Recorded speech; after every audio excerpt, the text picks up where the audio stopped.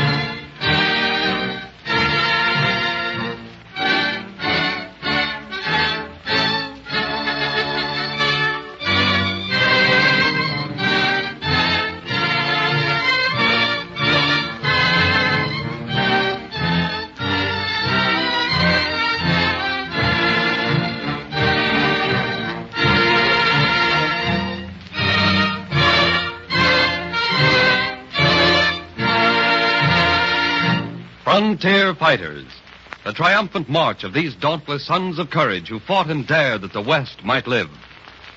More closely linked with the destiny of California than any other two historical figures are Swiss-born John Augustus Sutter and James W. Marshall.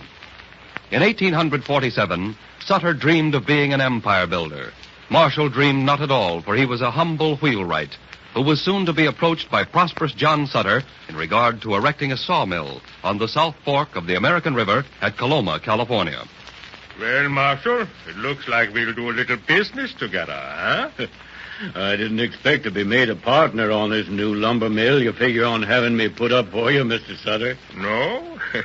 Well, everybody likes a surprise. You've been a faithful employee, a good wheelwright, honest. You select the site for the mill, erect it, and partners will we be. Now, where do you think would be a good lumber mill site? I've got a hunch that the South Fork of the American River at Coloma would be the ticket. Then that's where it shall be. By golly, you know, with a good sawmill and plenty of pine, I shall get most of the lumber business from the new settlers coming into California. Well, they all come to Sutter's Fort. You know, you've done right well by yourself in less than 10 years. You started with nothing, and today you've got the most important place on the Sacramento frontier. Yeah, God has been good to me. Someday I bring my family from the old country, but not until I make this land of mine, my New Helvetia, a perfect paradise. All right, my friend, get started. In South Fork of the American River it is. You don't think 40 miles too far? 40 miles too far? Well, it's almost in my front yard. Everything is close at home when you own it, and all of New Helvetia is mine. James Marshall started at Sawmill on the South Fork of the American River at Coloma in a year of destiny. The summer months wore into fall. Even through the winter, the work of Sutter's new partner drove on. Now it was January of 1848, and the mill was almost completed. However, the mill race, which was an old channel of the river, wasn't deep and wide enough to permit the water to pass the wheel as rapidly as it should.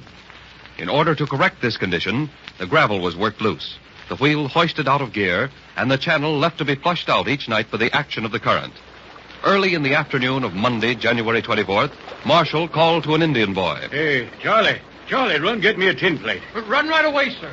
What you want with a tin plate, Jim? Oh, just want a tin plate. Water sure pouring down this mill race, ain't it? Water sure is. Loosening up a lot of dirt. When do you think you'll get the mill ready for cutting timber? Oh, maybe a month or two, Brown, or 3. Well, it might be 6 months or a year. How do I know? Well, you don't have to bite my head off. Here, tin plate, Mr. Marshall. Thanks.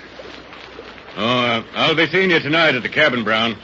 All right, Charlie. Vamoose. Yes, sir, Mr. Marshall. I never knew a man to get so mad watching some loose dirt in a mill race. Maybe you want the tin plate to make some mud pies. There they are. Those yellow flakes. I knew I wasn't crazy. Those yellow specks are all through this dirt. Just look at them come up. I wonder if I've discovered gold. Marshall, tormented by doubts, let Jim Brown and Henry Bigler in on the secret. Instead of being excited, they were amused. I guess that mud you got down there at the mill is just good for one thing, Marshal. Mud pies. Henry, don't you believe I found a gold mine? I'll trade you a drink for it right now. But look what I got out of that dirt in just a few minutes. Why, enough gold stuff to cover a dime. Henry wants you to show him some nuggets, Marshal. I shut the head gates at the mill race, packed it with leaves and mud, and this is what I got out the second time. Well, looks like it might be gold, but you can't tell. Here, give me one of them pieces. I'll bite on it. Careful, Henry. You'll break your teeth. By thunder, it's malleable. Now, will you believe me? If this stuff is gold, you'll be rich. Me? Oh, no, not me. John Sutter. He owns the mill. Well, if a lot of fellers get poking around that mill race, I wonder who'll be owning what.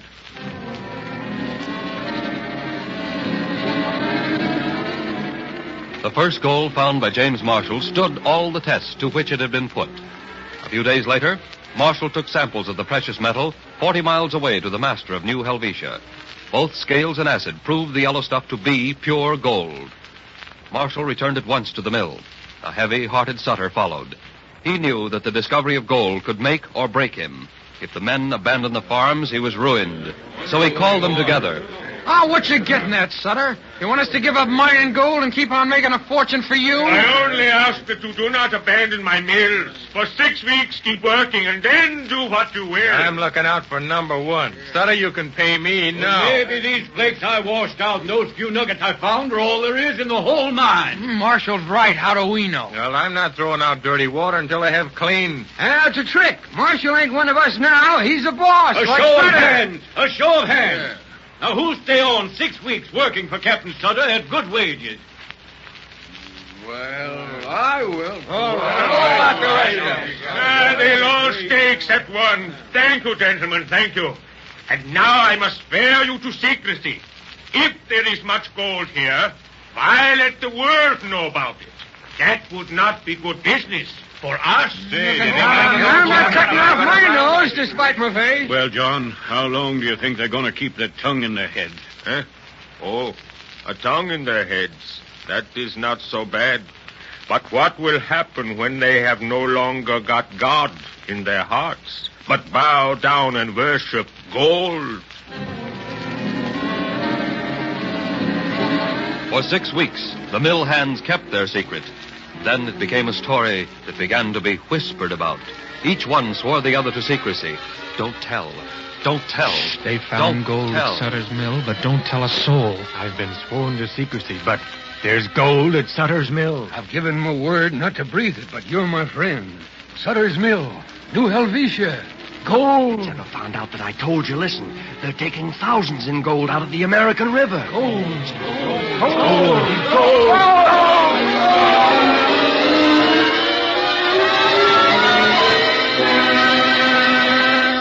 From many sources, San Francisco was informed that there had been a gold discovery. But little attention was paid to this, even when there appeared in the Californian, under date of March 15th, 1848, Gold mine found.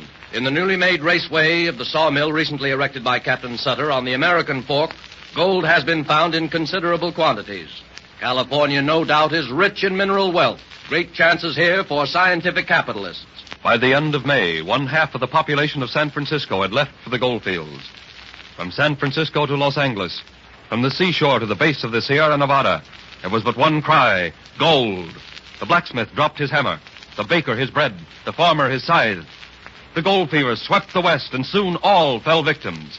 And John Sutter, who dreamed a dream of empire, was pleading, begging, almost on his knees to his workmen. If you all leave me now, I'm ruined. Who will cut my wheat, sow my timber, harvest my crops? If you stay, God will bless you for it, and we will all prosper together. That talk was good 6 months ago, but it's no good now. Why should I work for you when I can scratch around in some quartz and make $100 a day? But your word of honor. Is a promise worth nothing? We're getting ours now. As soon as they know in the East what's going on here, we won't have a chance. Why, when the boat hits New York, the telegraph will spread the news to every hamlet in the Union. I'm getting mine while the getting's good. Goodbye, Captain. Goodbye. Now, come back, please. Don't all go. You, Tommy. When you were sick, I nursed you with my own hands. I'm your friend. I fed you and clothed you. For years, I was California. Sutter's Fort was your world. God. Marshal. John, we gotta take the bitter with the sweet. We are lost, Marshal, swallowed up in the tomorrow which we created for them. If we lose ourselves only in tomorrow, yes. But, John, this will be California's tomorrow.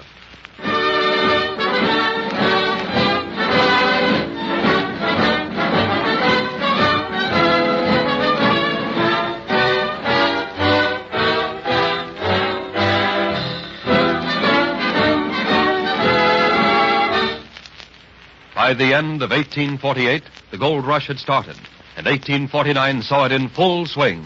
The cry was gold, in the magic country, California. It was a day of paper towns and quick money. Sacramento became a metropolis, and San Francisco a city of promise. Fortunes were made by day and gambled away by night. San Francisco Bay was filled with sailing vessels from all over the world.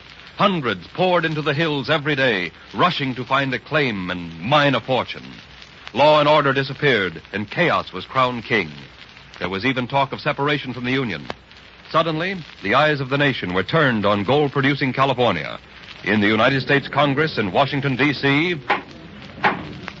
Mr. Speaker, I would say that unless we admit California into the Union, we are losing the richest plum this nation ever had. Today, at this very session of the Congress, we can bring order out of chaos, wealth into our treasury, and into the Union at Hey, ain't that the steamer Oregon coming into the Golden Gate? What's she all dressed up with bunting for? What's she firing her signal gun for 31 times? Say, don't that mean anything to you? Why, look, there goes the banner for her masthead. California is a state.